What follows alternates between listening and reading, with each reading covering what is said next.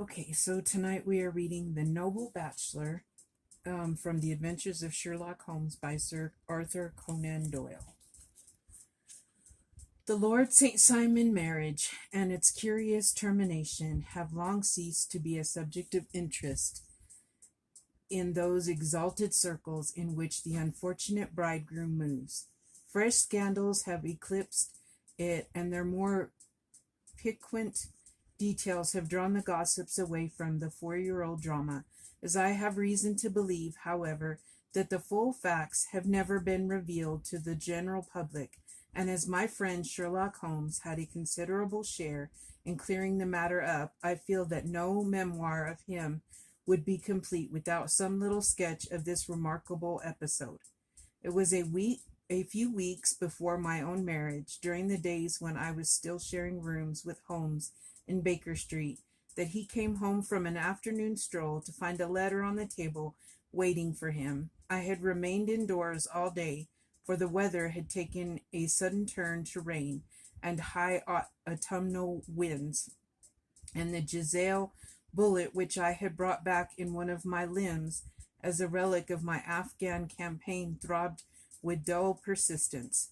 With my body in one easy chair and my legs upon another, I had surrounded myself with a cloud of newspapers, until at last, saturated with the news of the day, I tossed them all aside and lay listless, watching the huge crest and monogram upon the envelope upon the table, wondering lazily who my friend's noble correspondent could be.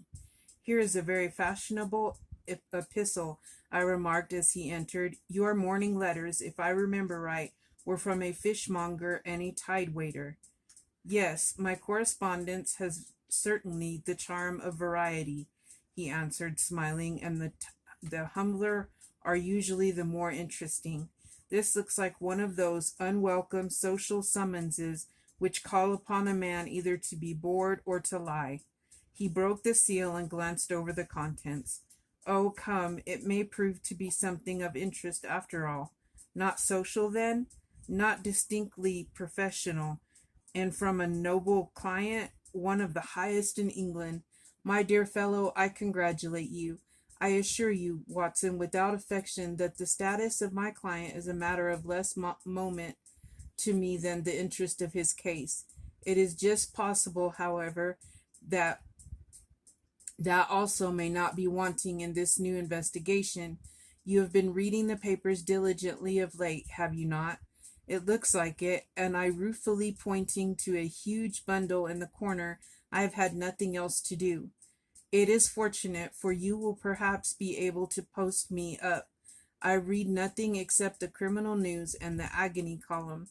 The latter is always instructive, but if you have followed recent events so closely, you must have read about Lord St. Simon and his wedding. Oh yes, with the deepest interest. That is well. The letter which I hold in my hand is from Lord St. Simon. I will read it to you, and in return you must turn over these papers and let me have whatever bears upon the matter. This is what he says. "My dear Mr. Sherlock Holmes, Lord Backwater tells me that I may place implicit reliance upon your judgment and discretion. I have determined, therefore, to call upon you and to consult you in reference to the very painful event which has occurred in connection with my wedding. Mr. Lestrade of Scotland Yard is acting already in the matter, but he assures me that he sees no objection to your cooperation, and that he even thinks that it might be of some assistance.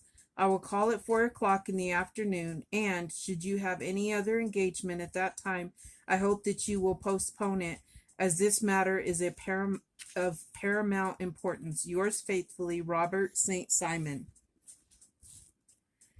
It is dated from Grosvenor Mansions, written with a quill pen, and the noble lord has had the misfortune to get a smear of ink upon the outer side of his right little finger, remarked Holmes as he folded up the epistle. "He says 4 o'clock. It is 3 now. He will be here in an hour.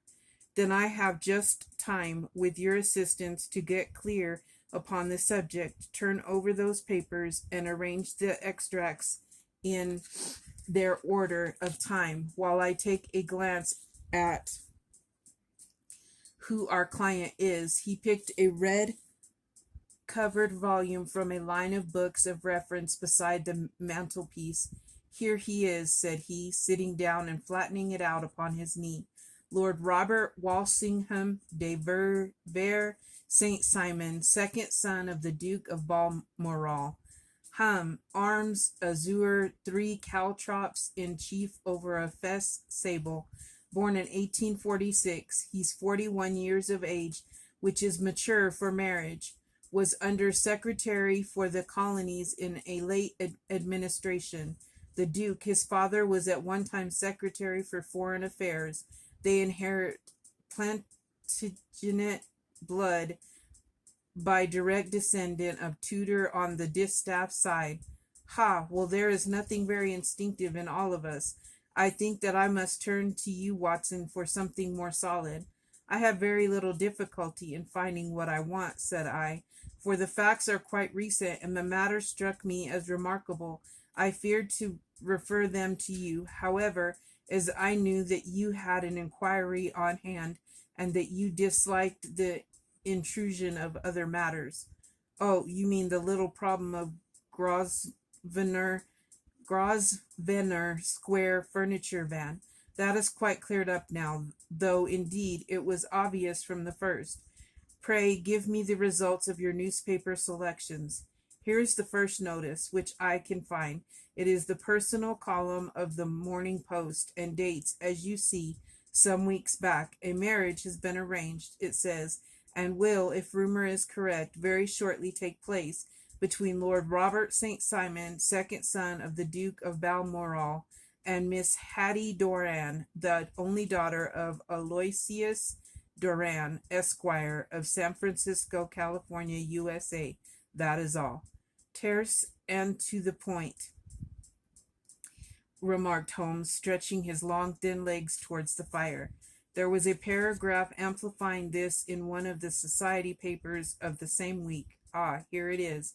There will soon be a call for protection in the marriage market, for the present free trade principle appears to tell heavily against our home product. One by one, the management of the noble houses of Great Britain is passing into the hands of our fair cousins from across the Atlantic. An important addition has been made during the last week to the list of the prizes which have been borne away by these charming invaders. Lord St. Simon, who has shown him for over 20 years proof against the little god's arrows, has now definitely announced his approaching marriage with Miss Hattie Doran, the fascinating daughter of a California millionaire. Miss Doran, whose graceful figure and striking face attracted much attention at the Westbury House festivities, is an only child, and it is currently reported that her dowry will run to considerably over the 6 figures, with expectancies for the future, as it is an open secret that the Duke of Balmoral has been compelled to sell his pictures within the last few years, and as Lord St. Simon has no property of his own save the small estate of Birchmoor, it is obvious that the California heiress is not the only gainer by an alliance which will enable her to make the easy and common transition from a Republican lady to a British title. Anything else? Asked Holmes, yawning. Oh, yes, plenty. Then there is another note in the Morning Post to say that the marriage would be an absolutely quiet one, that it would be at St. George's, Hanover Square, that only half a dozen intimate friends would be invited, and that the party would return to the furnished house at Lancaster Gate, which has been taken by Mr. Aloysius Doran. 2 days later, that is, on Wednesday last, there is a curt announcement that the wedding had taken place, and that the honeymoon would be passed at Lord Backwater's place, near Petersfield. Those are all the notices which appeared before the disappearance of the bride. Before the what? Asked Holmes with a start. The vanishing of the lady. When did she vanish, then? At the wedding breakfast. Indeed, this is more interesting than it promised to be. Quite dramatic, in fact. Yes, it struck me as being a little out of the common. They often vanish before the ceremony and occasionally during the honeymoon, but I cannot call to mind anything quite so prompt as this. Pray let me have the details. I warn you that they are very incomplete. Perhaps we may make them less so. Such as they are set forth in a single article of a morning paper of yesterday, which I will read to you. It is headed Singular Occurrence at a Fashionable Wedding. The family of Lord Robert St. Simon has been thrown into the greatest con- consternation by the strange and painful episodes which have taken place in connection with his wedding.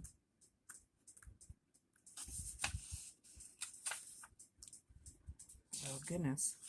The ceremony, as shortly announced in the papers of yesterday, occurred on the previous morning, but it is only now that it has been possible to confirm the strange rumors which have been so persistently floating about. In spite of the attempts of the friends to hush the matter up, so much public attention has now been drawn to it and it that no good purpose can be served by affecting to disregard what is a common subject for conversation. The ceremony, which was performed at St. George's, Hanover Square, was a very quiet one, no one being present save the father of the bride, Mr. Aloysius Doran, the Duchess of Balmoral, Lord Backwater, Lord Eustace, and Lady Clara St. Simon, the younger brother and sister of the bridegroom, and Lady Alicia Whittington. The whole party proceeded afterwards to the house of Mr. Aloysius Doran at Lancaster Gate, where breakfast had been prepared. It appears that some little trouble was caused by a woman whose name has not been ascertained, who endeavored to force her way into the house after the bridal party, alleging that she had some claim upon Lord St. Simon. It was only after a painful and prolonged scene that she was ejected by the butler and the footman. The bride, who had fortunately entered the house before this unpleasant interruption, had sat down to breakfast with the rest. When she complained of a sudden indisposition and retired to her room, her prolonged absence having caused some comment, her father followed her, but learning from her maid that she had only come up to her chamber for an instant, caught up an ulster and bonnet and hurried down to the passage. One of the footmen declared that he had seen a lady leave the house thus apparelled, but had refused to credit that it was his mistress, believing her to be with the company. On ascertaining that his daughter had disappeared, Mr. Aloysius Doran, in conjunction with the bridegroom, instantly put themselves in communication with the police, and very energetic inquiries are being made, which will probably result in a speedy clearing up of this very singular business. Up to a late hour last night, however, nothing had transpired as to the whereabouts of the missing lady. There are rumors of foul play in the matter, and it is said that the police have caused the arrest of the woman who had caused the original disturbance, in the belief that, from jealousy or some other motive, she may have been concerned in the strange disappearance of the bride. And is that all? Only one little item in another of the morning papers, but it is a suggestive one, and it is that Miss Flora Miller, the lady who had caused the disturbance, has actually been arrested. It appears that she was formerly a danseuse at the Allegro, and that she has known the bridegroom for some years. There are no further particulars, and the whole case is in your hands now, so far as it has been set forth in the public press. And an exceedingly interesting case it appears to be. I would not have missed it for worlds. But there is a ring at the bell, Watson, and as the clock makes it a few minutes after 4, I have no doubt that this will prove to be our noble client. Do not dream of going, Watson, for I very much prefer having a witness, if only as a check to my own memory. Lord Robert St. Simon, announced our page boy, throwing open the door. A gentleman entered with a pleasant, cultured face, high-nosed and pale, with something perhaps of petulance upon the mouth, and with the steady, well-opened eye of a man whose pleasant lot it had ever been to command and to be obeyed. His manner was brisk, and yet his general appearance gave an undue impression of age, for he had a slight forward stoop and a little bend of the knees as he walked. His hair, too, as he swept off his very curly-brimmed hat, was grizzled round the edges and thin upon the top. As to his dress, it was careful to the verge of foppishness, with high collar, black frock coat, white waistcoat, yellow gloves, patent leather shoes, and light-colored gaiters. He advanced slowly into the room, turning his head from the left to right, and swinging in his right hand the cord which held his golden eyeglasses. "Good day, Lord St. Simon," said Holmes, rising and bowing. "Pray take the basket chair. This is my friend and colleague, Dr. Watson. Draw up a little to the fire, and we will talk this matter over. A most painful matter to me, as you can most readily imagine, Mr. Holmes. I have been cut to the quick. I understand that you have already managed several delicate cases of this sort, sir, though I presume that they were hardly from the same class of society. No, I am descending. I beg pardon. My last client of the sort was a king." "Oh, really? I had no idea. And which king?" "The king of Scandinavia." What, had he lost his wife?" "You can understand," said Holmes suavely, "that I extend to the affairs of my other clients the same secrecy which I promised to you in yours." "Of course. Very right, very right. I'm sure I beg pardon. As to my own case, I am ready to give you any information which may assist you in forming an opinion." "Thank you. I have already learned all that is in the public prints. Nothing more. I presume that I may take it as correct. This article, for example, as to the disappearance of the bride." Lord St. Simon glanced over it. "Yes, it is correct as far as it goes, but it needs a great deal of supplementing before anyone could offer an opinion. I think that I may arrive at my facts most directly by questioning you." "Pray do so." "When did you first meet Miss Hattie Duran?" "In San Francisco a year ago." "You were traveling in the States?" "Yes." "Did you become engaged then?" "No." "But you were on friendly footing?" "I was amused by her society, and she could see that I was amused." "Her father is very rich?" "He is said to be the richest man on the Pacific slope." "And how did he make his money?" "In mining. He had nothing a few years ago. Then he struck gold, invested it, and came up by leaps and bounds." "Now, what is your own impression as to the young lady's, your wife's, character?" The nobleman swung his glasses a little faster and stared down into the fire. "You see, Mr. Holmes," said he, "my wife was 20 before her father became a rich man. During that time she ran free in a mining camp and wandered through the woods or mountains, so that her education was come from nature rather than from the schoolmaster. She is what we call in England a tomboy, with a strong nature, wild and free, unfettered by any sort of traditions. She is impetuous, volcanic.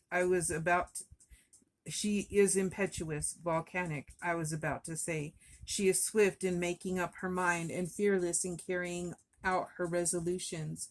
On the other hand, I would not have given her the name which I have the honor to bear." He gave a little stately cough. "Had not I thought her to be at bottom a noble woman. I believe that she is capable of heroic self-sacrifice, and that anything dishonorable would be repugnant to her." "Have you her photograph?" "I brought this with me." He opened a locket and showed us the full face of a very lovely woman. It was not a photograph, but an ivory miniature, and the artist had brought out the full effect of the lustrous black hair, the large dark eyes, and the exquisite mouth. Holmes gazed long and earnestly at it. Then he closed the locket and handed it back to Lord St. Simon. The young lady came to London then, and you renewed your acquaintance. Yes, her father brought her over for this last London season. I met her several times, became engaged to her, and have now married her. She brought, I understand, a considerable dowry. A fair dowry, not more than is usual in my family. And this, of course, remains to you, since the marriage is a fait accompli. I really have made no inquiries on the subject. Very naturally not. Did you see Miss Durand on the day before the wedding? Yes. Was she in good spirits? Never better. She kept talking of what we should do in our future lives. Indeed, that is very interesting. And on the morning of the wedding, she was as bright as possible, at least until after the ceremony. And did you observe any change in her then? Well, to tell the truth, I saw then the first signs that I had ever seen that her temper was just a little sharp. The incident, however, was too trivial to relate, and can have no possible bearing upon the case. Pray let us have it for all that. Oh, it is childish. She dropped her bouquet as we went towards the vestry. She was passing the front pew at the time, and it fell over into the pew. There was a moment's delay, but the gentleman in the pew handed it up to her again, and it did not appear to be the worse for the fall. Yet when I spoke to her of the matter, she answered me abruptly, and in the carriage on our way home she seemed absurdly agitated over this trifling cause. Indeed, you say that there was a gentleman in the pew. Some of the general public were present then. Oh, yes, it is impossible to exclude them when the church is open. This gentleman was not one of your wife's friends? No, no, I call him a gentleman by courtesy, but he was quite a common-looking person. I hardly noticed his appearance, but really I think that we are wandering rather far from the point. Lady St. Simon, then, returned from the wedding in a less cheerful frame of mind than she had gone to it. What did she do on re-entering her father's house? I saw her in conversation with her maid. And who is her maid? Alice is her name. She is an American and came from California with her. A confidential servant? A little too much so. It seemed to me that her mistress allowed her to take great liberties. Still, of course, in America they look upon these things in a different way. How long did she speak to this Alice? Oh, a few minutes. I had something else to think of. You did not overhear what they said? Lady St. Simon said something about jumping a claim. She was accustomed to using slang of the kind. I have no idea what she meant. American slang is very expressive sometimes. And what did your wife do when she finished speaking to her maid? She walked into the breakfast room. On your arm? No, alone. She was very independent in little matters like that. Then after we had sat for 10 minutes or so, she rose hurriedly, muttered some words of apology, and left the room. She never came back. But this maid, Alice, as I understand, deposes that she went to her room, covered her bride's dress with a long ulster, put on a bonnet, and went out. Quite so, and she was afterwards seen walking into Hyde Park in company with Flora Miller, a woman who is now in custody and who had already made a disturbance at Mr. Durand's house that morning. Ah, yes, I should like a few particulars as to this young lady and your relations to her. Lord St. Simon shrugged his shoulders and raised his eyebrows. We have been on a friendly footing for some years. I may say on a very friendly footing. She used to be at the Allegro. I have not treated her ungenerously, and she had no just cause of complaint against me. But you know what women are, Mr. Holmes. You know what women are, Mr. Holmes. Flora was a dear little thing, but exceedingly hot-headed and devotedly attached to me. She wrote me dreadful letters when she heard that I was about to be married, and to tell the truth, the reason why I had the marriage celebrated so quietly was that I feared lest there might be a scandal in the church. She came to Mr. Durand's door just after we returned, and she endeavored to push her way in, uttering very abusive expressions towards my wife and even threatening her. But I had foreseen the possibility of something of the sort, and I had two police fellows there in private clothes who soon pushed her out again. She was quiet when she saw that there was no good in making a row. Did your wife hear all this? No, thank goodness she did not. And she was seen walking with this very woman afterwards. Yes, that is what Mr. Lestrade of Scotland Yard looks upon as so serious. It is thought that Flora decoyed my wife out and laid some terrible trap for her. Well, it is a possible supposition. You think so too? I did not say a probable one, but you do not yourself look upon this as likely. I do not think Flora would hurt a fly. Still, jealousy is a strange transformer of characters. Pray, what is your own theory as to what took place? Well, really, I came to seek a theory, not to propound one. I have given you all the facts. Since you asked me, however, I may say that it has occurred to me as possible that the excitement of this affair, the consciousness that she had made so immense a social stride, had the effect of causing some little nerve disturbance in my wife. In short, that she had become suddenly deranged. In short, that she had become suddenly deranged. Well, really, when I consider that she has turned her back, I will not say upon me, but upon so much that many have aspired to without success, I can hardly explain it in any other fashion. Well, certainly that it is also a conceivable hypothesis, said Holmes, smiling.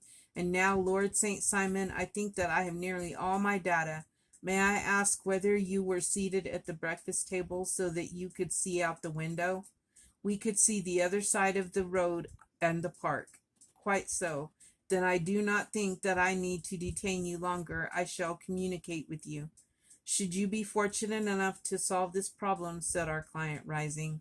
I have solved it. Eh? What was that? I say that I have solved it. Where then is my wife? That is a detail which I shall speedily supply.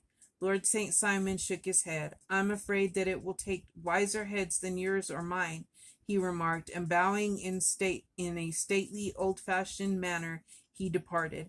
It is very good of Lord St. Simon to honor my head by putting it on a level with his own, said Sherlock Holmes, laughing. I think that I shall have a whiskey and soda and a cigar after all this cross-questioning. I had formed my conclusions as to the case before our client came into the room. My dear Holmes, I have notes of several similar cases, though none, as I remarked before, which were quite as prompt. My whole examination served to turn my conjecture into a certainty. Circumstantial evidence is occasionally very convincing, as when you find a trout in the milk, to quote Thoreau's example. But I have heard all that you have heard, without, however, the knowledge of pre-existing cases which serves me so well. There was a parallel instance in Aberdeen some years back, and something on very much the same lines at Munich the year after the Franco-Prussian War. It is one of these cases, but hello, there is Lestrade. Good afternoon, Lestrade. You will find an extra tumbler upon the sideboard, and there are cigars in the box. The official detective was attired in a pea-jacket and cravat, which gave him a decidedly nautical appearance, and he carried a black canvas bag in his hand. With a short greeting, he seated himself and lit the cigar which had been offered to him. What's up, then? Asked Holmes with a twinkle in his eye. You look dissatisfied. And I feel dissatisfied. It is this infernal St. Simon marriage case. I can make neither head nor tail of the business. Really? You surprise me. Who ever heard of such a mixed affair? Every clue seems to slip through my fingers. I have been at work upon it all day, and very wet it seems to have made you, said Holmes, laying his hand upon the arm of the pea-jacket. Yes, I have been dragging the Serpentine. In heaven's name, what for?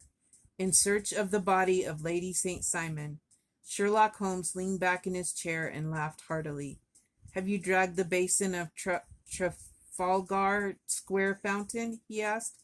Why? What do you mean? Because you have just as good a chance of finding this lady in the one as in the other. Lestrade shot an angry glance at my companion. I suppose you know all about it, he snarled. Well, I have only just heard the facts, but my mind is made up. Oh, indeed, then you think that the Serpentine plays no part in the matter. I think it very unlikely.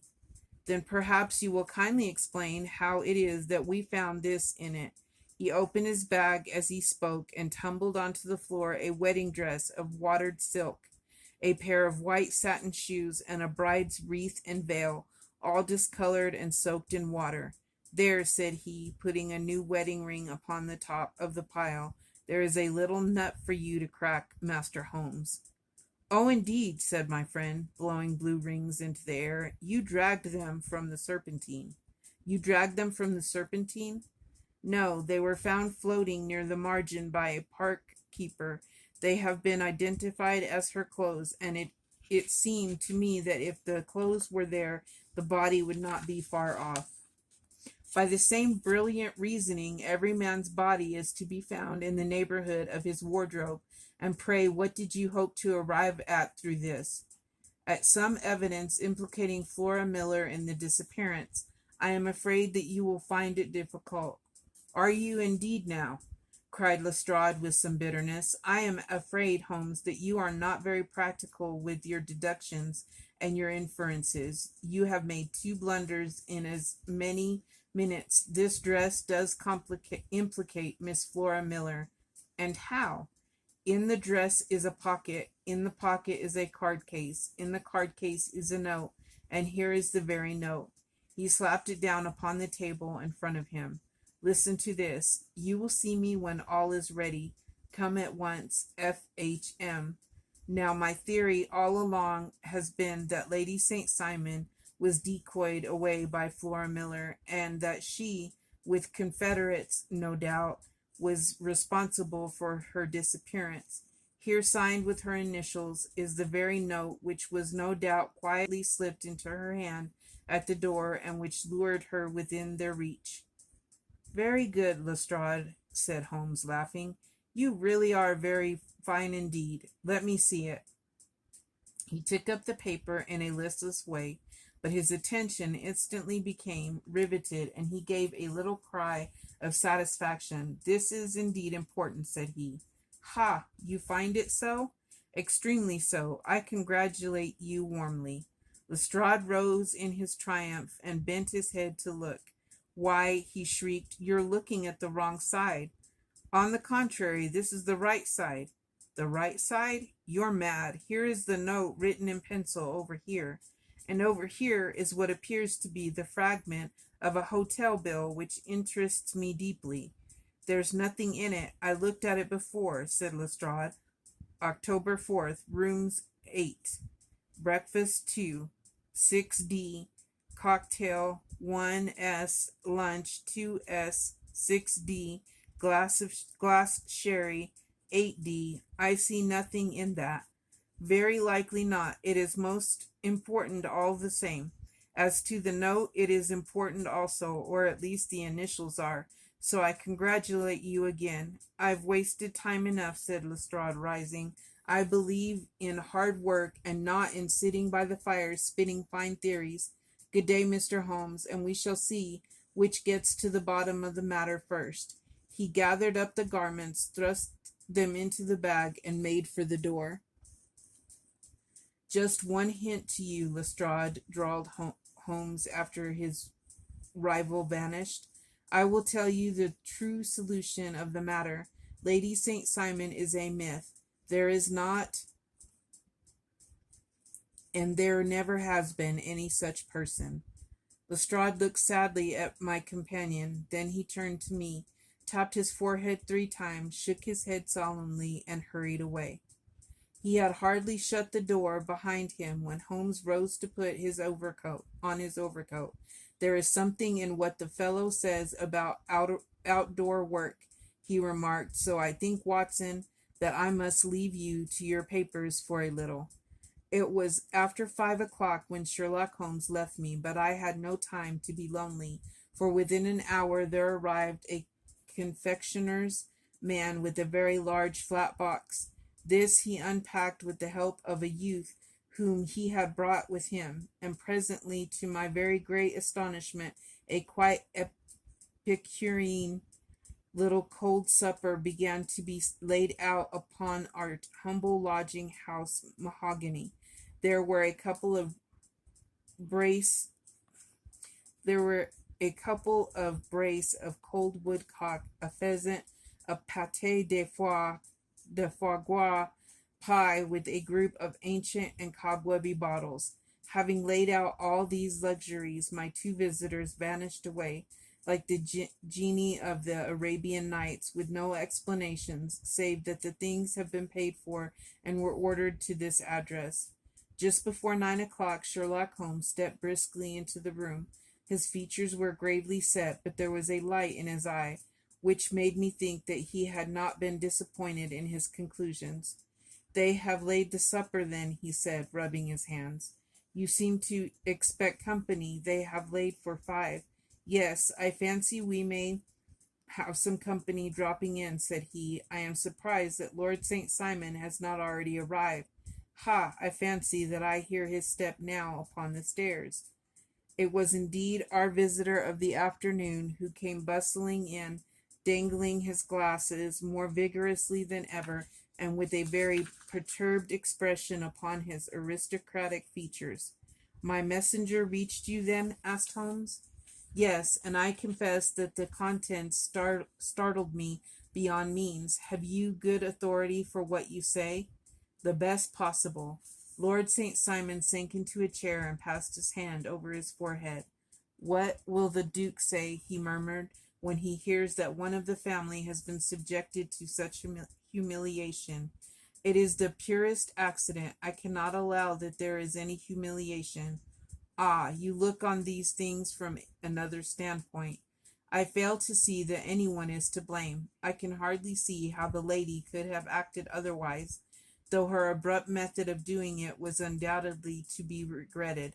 Having no mother, she had no one to advise her at such a crisis. "It was a slight, sir, a public slight," said Lord St. Simon, tapping his fingers upon the table. "You must make allowance for this poor girl, placed in so unprecedented a position." "I will make no allowance. I am very angry indeed, and I have been shamefully used." "I think that I heard a ring," said Holmes. "Yes, there are steps on the landing. If I cannot persuade you to take a lenient view of the matter, Lord St. Simon, I have brought an advocate here who may be more successful." He opened the door and ushered in a lady and a gentleman. "Lord St. Simon," said he, "allow me to introduce you to Mr. and Mrs. Francis Hay Moulton. The lady I think you have already met." At the sight of these newcomers, our client had sprung from his seat and stood very erect, with his eyes cast down and his hand thrust into the breast of his frock coat. A picture of offended dignity, the lady had taken a quick step forward and had held out her hand to him, but he still refused to raise his eyes. It was as well for his resolution, perhaps, for her pleading face was one which it was hard to resist. "You're angry, Robert," said she. "Well, I guess you have every cause to be." "Pray make no apology to me," said Lord St. Simon bitterly. "Oh, yes, I know that I have treated you real bad, and that I should have spoken to you before I went, but I was kind of rattled, and from the time when I saw Frank here again, I just didn't know what I was doing or saying. I only wonder I didn't fall down and do a faint right there before the altar. Perhaps, Mrs. Moulton, you would like my friend and me to leave the room while you explain this matter." "If I may give an opinion," remarked the strange gentleman, "we've had just a little too much secrecy over the business already. For my part, I should like all Europe and America to hear the rights of it. He was a small, wiry, sunburnt man, clean shaven, with a sharp face and alert manner. Then I'll tell our story right away, said the lady. Frank here and I met in '84 in McQuire's camp near the Rockies where Pa was working a claim. We were engaged to each other, Frank and I, but then one day Father struck a rich pocket and made a pile, while poor Frank here had a claim that petered out and came to nothing. The richer Pa grew the poorer Frank was, so at last Pa wouldn't hear of our engagement lasting any longer, and he took me away to Frisco. Frank wouldn't throw up his hand, though, so he followed me there, and he saw me without Pa knowing anything about it. It would only have made him mad to know, so we just fixed it all up for ourselves. Frank said that he would go and make his pile too, and never come back to claim me until he had as much as Pa. So then I promised to wait for him to the end of time, and pledged myself not to marry anyone else while he lived. Why shouldn't we be married right away then, said he, and then I will feel sure of you, and I won't claim to be your husband until I come back. Well, we talked it over, and he had fixed it all up so nicely with a clergyman all ready and waiting that we just did it right there, and then Frank went off to seek his fortune, and I went back to Pennsylvania. The next I heard of Frank was that he was in Montana, and then he went prospecting in Arizona, and then I heard of him from New Mexico. After that came a long newspaper story about how a miners' camp had been attacked by Apache Indians, and there was my Frank's name among the killed. I fainted dead away, and I was very sick for months after. Pa thought I had a decline and took me to half the doctors in Frisco. Not a word of news came for a year and more, so that I never doubted that Frank was really dead. Then Lord St. Simon came to Frisco, and we came to London, and a marriage was arranged, and Pa was very pleased. But I felt all the time that no man on this earth would ever take the place in my heart that had been given to my poor Frank. Still, if I had married Lord St. Simon, of course I'd have done my duty by him. We can't command our love, but we can our actions. I went to the altar with him with the intention to make him just as good a wife as it was in me to be. But you may imagine what I felt when, just as I came to the altar rails, I glanced back and saw Frank standing and looking at me out of the first pew. I thought it was his ghost at first, but when I looked again, there he was still, with a kind of question in his eyes, as if to ask me whether I were glad or sorry to see him. I wonder I didn't drop. I know that everything was turning round, and the words of the clergyman were just like the buzz of a bee in my ear. I didn't know what to do. Should I stop the service and make a scene in the church? I glanced at him again, and he seemed to know what I was thinking, for he raised his finger to his lips to tell me to be still. Then I saw him scribble on a piece of paper, and I knew that he was writing me a note. As I passed his pew on the way out, I dropped my bouquet over to him, and he slipped the note into my hand when he returned me the flowers. It was only a line asking me to join him when he made the sign to me to do so. Of course, I never doubted for a moment that my first duty was now to him, and I determined to do just whatever he might direct. When I got back, I told my maid, who had known him in California and had always been his friend. I ordered her to say nothing but to get a few things packed and my ulsters ready. I know I ought to have spoken to Lord St. Simon, but it was dreadful hard before his mother and all those great people. I just made up my mind to run away and explain afterwards. I hadn't been at the table 10 minutes before I saw Frank out of the window at the other side of the road. He beckoned to me and then began walking into the park. I slipped out, put on my things, and followed him. Some woman came talking something or other about Lord St. Simon to me. Seemed to me from the little I heard as if he had a little secret of his own before marriage also. but I managed to get away from her and soon overtook Frank. We got into a cab together and away we drove to some lodgings he had taken in Gordon Square, and that was my true wedding after all those years of waiting. Frank had been a prisoner among the Apaches, had escaped, came on to Frisco, found that I had given him up for dead and had gone to England, followed me there, and had come upon me at last on the very morning of my second wedding. I saw it in a paper, explained the American. It gave the name and the church, but not where the lady lived.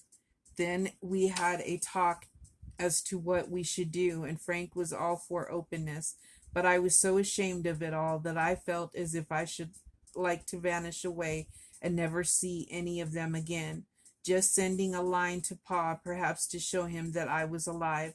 It was awful to me to think of all those lords and ladies sitting around the breakfast table and waiting for me to come back. So Frank took my wedding clothes and things and made a bundle of them so that I should not be traced, and dropped them away somewhere where no one could find them. It is likely that we should have gone on to Paris tomorrow, only that this good gentleman, Mr. Holmes, came round to us this evening, though how he found us is more than I can think. And he showed us very clearly and kindly that I was wrong and that Frank was right, and that we should be putting ourselves in the wrong if we were so secret. Then he offered to give us a chance of talking to Lord St. Simon alone, and so we came right away round to his rooms at once. Now, Robert, you have heard it all, and I am very sorry if I have given you pain, and I hope that you do not think very meanly of me. Lord St. Simon had by no means relaxed his rigid attitude, but had listened with a frowning brow and compressed lip to the long narrative. Excuse me, he said, but it is not my custom to discuss my most intimate personal affairs in this public manner. Then you won't forgive me? You won't shake hands before I go? Oh, certainly, if it would give you any pleasure. He put out his hand and coldly grasped that which she extended to him. I had hoped, suggested Holmes, that you would have joined us in a friendlier supper. I think that there you ask a little too much, responded his lordship. I may be forced to acquiesce in the recent development, but I can hardly be expected to make merry over them. I think that with your permission, I will now wish you all a good night. He included us all in a sweeping bow and stalked out of the room. Then I trust that you at least will honor me with your company, said Sherlock Holmes. It is always a joy to meet an American, Mr. Moulton, for I am one of those who believe that the folly of a monarch and the blundering of a minister in far gone years will not prevent our children from being some day citizens of the same world-wide country under a flag which shall be quartering of the Union Jack with the stars and stripes. The case has been an interesting one, remarked Holmes when our visitors had left us, because it serves to show very clearly how simple the explanation may be of an affair which at first sight seems to be almost inexplicable. Nothing could be more natural than the sequence of events as narrated by this lady, and nothing stranger than the result when viewed, for instance, by Mr. Lestrade of Scotland Yard. You were not yourself at fault at all, then? From the first, two facts were very obvious to me. The one that the lady had been willing to undergo the wedding ceremony, the other that she had repented of it within a few minutes of returning home. Obviously, something had occurred during the morning then to cause her to change her mind. What could that something be? She could not have spoken to anyone when she was out, for she had been in the company of the bridegroom. Had she seen someone then? If she had, it must be someone from America, because she had spent so short a time in this country that she could hardly have allowed anyone to acquire so deep an influence over her that the mere sight of him would induce her to change her plans so completely. You see, we have already arrived by a process of exclusion at the idea that she might have seen an American. Then who could this American be, and why should he possess so much influence over her. It might be a lover, it might be a husband. Her young womanhood had, I knew, been spent in rough scenes and under strange conditions. So far I had got before I have ever heard Lord St. Simon's narrative, when he told us of a man in a pew, of the change of the bride's manner, of so transparent a device of obtaining a note as the dropping of a bouquet, of her resort to her confidential maid, and of her very significant allusion to claim jumping, which in miners' parlance means taking possession of that which another person has a prior claim to. The whole situation became absolutely clear. She had gone off with a man, and the man was either a lover or was a previous husband, the chances being a favor of the latter. And how in the world did you find them? It might have been difficult, but friend Lestrade held information in his hands, the value of which he did not himself know. The initials were, of course, of the highest importance, but more valuable still it to know that within a week he had settled his bill at one of the most select London hotels. How did you deduce the select? By the select prices, 8 shillings for a bed and 8 pence for a glass of sherry, pointed to one of the most expensive hotels. There are not many in London which charge at that rate.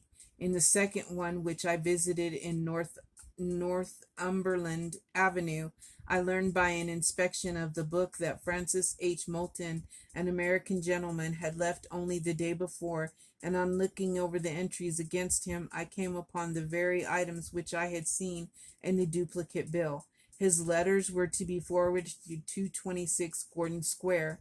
So thither I traveled, and being fortunate enough to find the loving couple at home, I ventured to give them some paternal advice, and to point out to them that it would be better in every way that they should make their position a little clearer, both to the general public and to Lord St. Simon in particular.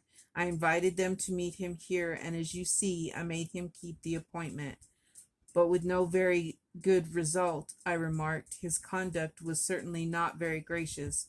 Ah, Watson, said Holmes, smiling, perhaps you would not be very gracious either, if after all the trouble of wooing and wedding, you found yourself deprived in an instant of wife and of fortune.